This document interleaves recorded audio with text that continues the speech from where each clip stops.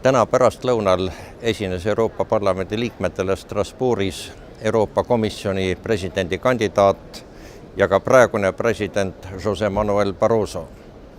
Tema läkitus parlamendi liikmetele püüdis hõlmata võimalikult kõiki. Oli ta ju eelmine nädal kohtunud poliitiliste gruppidega. Barroso rõhutas seda, et Euroopa praeguse majanduskriisi aluseks on väärtuste kriis ja et Euroopa kindlasti ei jää samaks, mis ta oli enne kriisi. Samal ajal kuulutas ta seda, et on vastu liigsele tsentraliseerimisele ja lähtub lähimuspõhimõttest.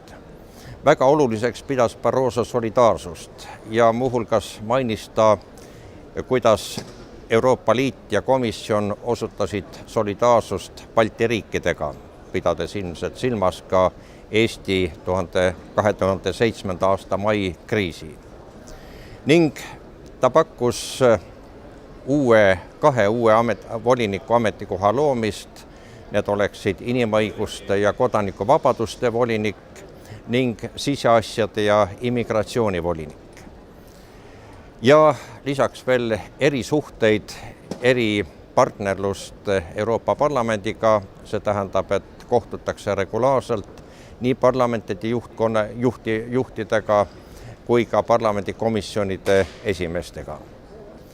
Mis võib öelda seda, et peale arutelu, kus fraktsioonide juhid väljendasid oma seisukohta, tundub, et homme Barrosol tuleb selja taha vajalik enamus.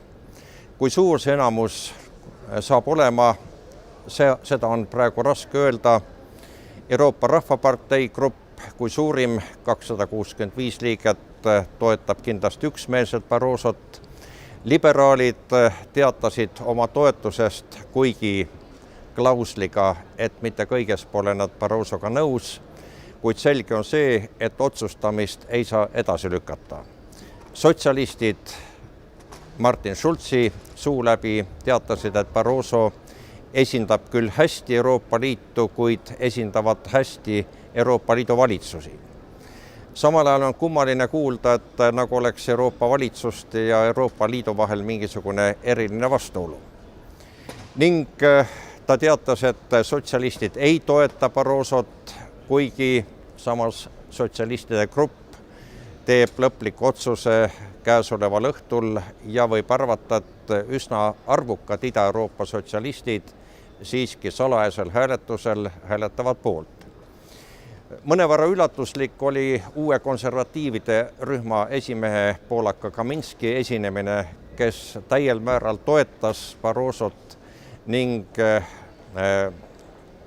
luges Barroso plussiks seda, et ta on vastu liikmesriikide egoismile ja et ta pooldab nõtket lähenemisviisi majandusasjadele. On huvitav tõdeda, et tegelikult tänases diskussioonis said kokku äärmused. Nii paremäärmuslased kui vasakäärmuslased, kommunistid ja vasakliit kuulutasid oma vastuseisu, samuti siis rohelised, kuigi võib arvata, et ka rohelised ei ole päris ühtsed. Igal juhul tänase diskussiooni kogemus näitas küll seda, et Barrosol on jõudu